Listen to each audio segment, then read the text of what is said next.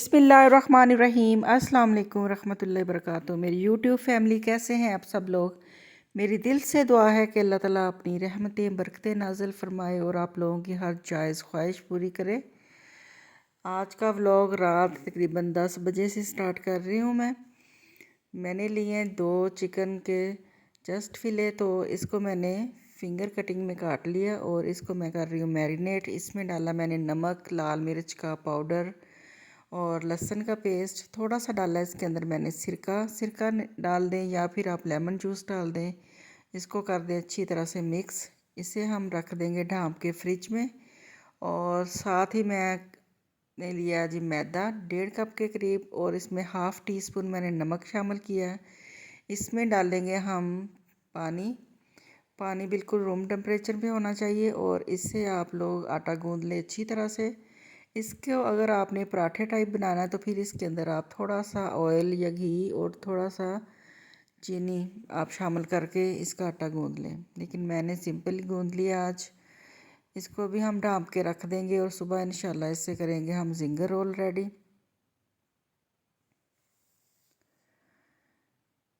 Chicken जो था हमारा मैंने फ्रीज़र से निकाला था, तो ये देखिए अभी थोड़ा सा जमा हुआ है, तो इंशाल्लाह ये थोड़ी देर में नरम हो जाएगा और मसाला जो है अब्ज़ॉर्व कर लेगा। सुबह सुबह तकरीबन 5:30 बजे का टाइम है। नमाज फजर की पढ़ के अभी फ़ारग हुई थी और अब मैं रेडी करने लगी हूँ। मैदा जो था वो मेरे पास थोड़ी क्वांटिटी में था, तो इसलिए मैंने थोड़ी सी छोटी सी डिब्बी में इसको डाला है। इसके अंदर मैंने 2 से 3 चिकन के पीस डाले हैं और इसको मैंने शेक किया। अब इसको हम दोबारा से पानी में डिप करके फिर उसी ड्राई मैदे में डालेंगे और इसका ढक्कन लगा के इसको शेक करेंगे। इस तरह से भी चिकन की जो कोटिंग है वो बहुत ही ज़बरदस्त हो जाती है, बिल्कुल परफेक्ट कोटिंग होती है। अगर आपको हाथ से इसको मैरिनेट करना मसलना नहीं आता तो फिर आप इसी तरह डब्बी में डाल के भी इसको कर सकते हैं। इतना मज़े का ये चिकन बनता है, इसको आप एज़ इट इज़ भी खा सकते हैं।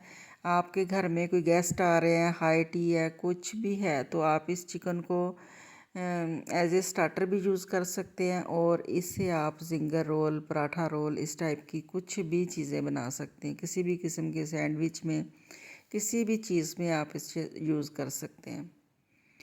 तो मैंने चिकन को रोल कर लिया। अब दोबारा से मैंने और इसके अंदर पीसीस डाले थे, उसको भी हम इसी तरह से कोटिंग कर लेंगे और फिर इसको हम करेंगे डीप फ्राई। बहुत ही जल्दी रेडी हो जाता है। ये बोनलेस चिकन है और इसको हमने मैरिनेट करके रखा हुआ है। ये फुल टेंडर हो गया। 2 से 3 मिनट तक हम एक साइड से पकाएंगे और 2 से 3 मिनट तक दूसरी साइड से पकाएंगे। टोटल 5 से 6 मिनट लगेंगे। हमारा बहुत ही मज़े का जो चिकन है वो रेडी हो जाएगा। इसको डाल दिया मैंने पैन फ्राई करने के लिए लिया है मैंने फ्राइंग पैन। कढ़ाई नहीं ली मैंने, ताकि जो इसकी शेप है वो बिल्कुल सही रहे।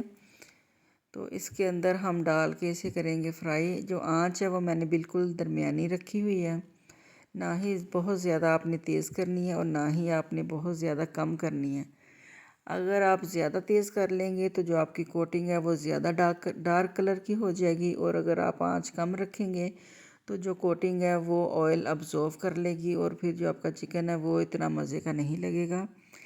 बड़ी सारी एक मैंने रोटी ली है, बेल दी है और इसको मैं अब सेक लूँगी तवे के ऊपर।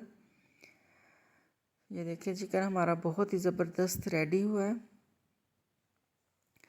रोटी जो है वो रेडी हो गई है। इसे मैंने रख दिया, थोड़ा सा ठंडा किया और अब इसको मैंने रख दिया बटर पेपर के ऊपर। इसके ऊपर हम डालेंगे केचप और मायोनीज़। केचप और मायोनीज़ आप मिक्स भी कर सकते हैं, लेकिन मैं हर काम सिंपल तरीके से करती हूँ। तो मैंने रोटी के ऊपर ही पहले केचप डाल दिया, ऊपर डालेंगे मायोनीज़ और फिर हम 1 चम्मच लेके इसको अच्छी तरह से मिक्स करके पूरी चपाती के ऊपर इसको हम फैला देंगे। इसका जो टेस्ट है वो इतना मज़े का होता है कि आप हर कोई आपकी वाह वाह करेगा। अगर तो आपने थोड़ा सा इसको हेल्दी वे में लेके जाना तो आप इसी तरह से ड्राई फॉर्म में इसकी चपाती बनाएंगे, वरना आप इसको थोड़ा सा घी लगा के तवे के ऊपर तल लेंगे तो ये और भी ज़्यादा मज़े का लगेगा। सुबह का टाइम था तो और जो इसको फ्राई करने से ये हैवी हो जाता है, इसलिए मैंने इसको बिल्कुल ड्राई फॉर्म में बनाया। और इतना ये मज़े का लगा, मेरी बेटी को इतना पसंद आया। वो कह रही है कि मम्मा मैंने अपनी फ्रेंड्स के लिए भी लेके जाना है, तो उनको भी मैं साथ ट्राई कराऊंगी। इसके अंदर डाल रही हूँ मैं बंद गोभी। हमारे शहर से आइसबर्ग लेटस नहीं मिलती, अगर आप लोगों के शहर से मिलती है तो आप इसके अंदर ज़रूर आइसबर्ग लेटस डालिएगा। उसका जो टेस्ट है वो बहुत ही मज़े का लगता है।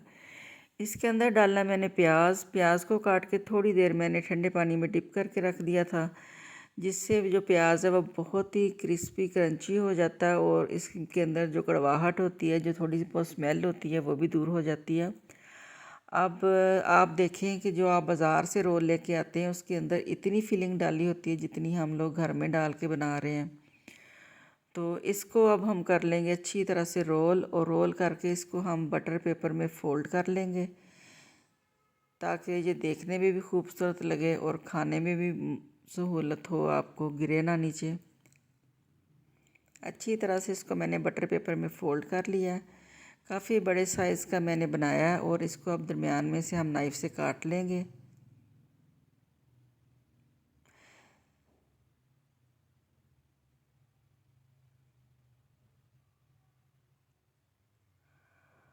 और देखें माशाल्लाह से अल्हम्दुलिल्लाह कितना मज़े का बना है जी। अभी और फरमाइश आ गई है कि मम्मा आप मुझे 2 रोल और बना के दें, तो उसके लिए मैंने और डाला है चिकन कोट करके। इसको भी मैं फ्राई कर रही हूँ और साथ साथ मैं 2 चपातियाँ और बनाऊँगी, और फिर इससे भी हम और जिंगर रोल जो है वो रेडी करेंगे।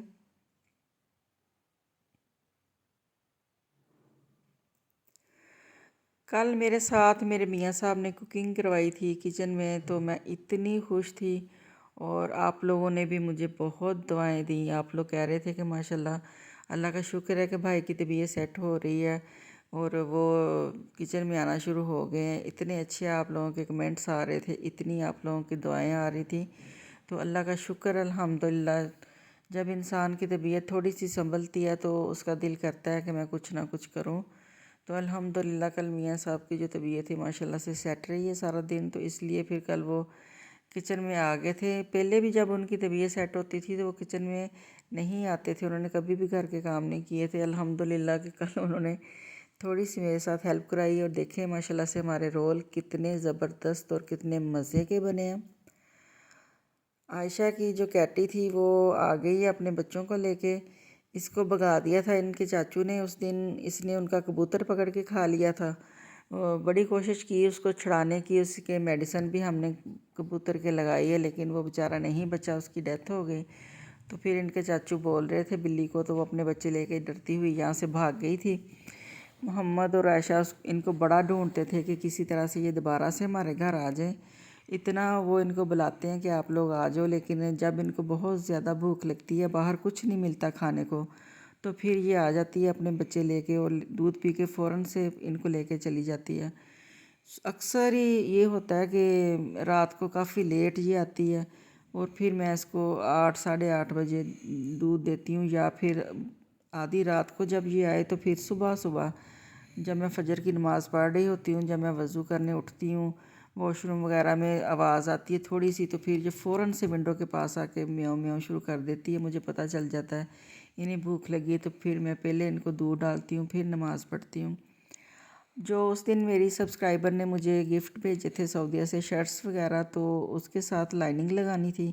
अभी मैं आ गई हूँ बाज़ार, ताकि जो उनकी लाइनिंग का कपड़ा मैं ले सकूँ और फिर मैं दूँ टेलर को स्टिचिंग के लिए। ये हमारे सिटी की बहुत ही बेस्ट शॉप है। यहाँ से हर किस्म की वैरायटी, जेंट्स की, लेडीज़ की, शादियों की, आम जो आपने ड्रेसेस पहनने होते हैं, हर चीज़ इतनी आला क्वालिटी की, इतने रिजनेबल प्राइस में मिल रही होती है। तो ये देखिए मैंने इसके साथ लाइट कलर में, जिस तरह से हल्के से ऑफ वाइट कलर की इसकी ज़मीन है, वैसा मैंने कपड़ा लिया। और इन्होंने एक नई शॉप बनाई है, कह रहे थे बाजी आप वहाँ ज़रूर विज़िट कीजिएगा। आयशा के लिए स्टिचिंग में चीज़ें काफ़ी है वैरायटी, लेकिन मुझे यहाँ पे चीज़ें बिल्कुल भी अच्छी नहीं लगी। मेरा आज का व्लॉग यहीं पर तक था। मुझे दीजिए इजाज़त। अल्लाह हाफिज़, बाय बाय।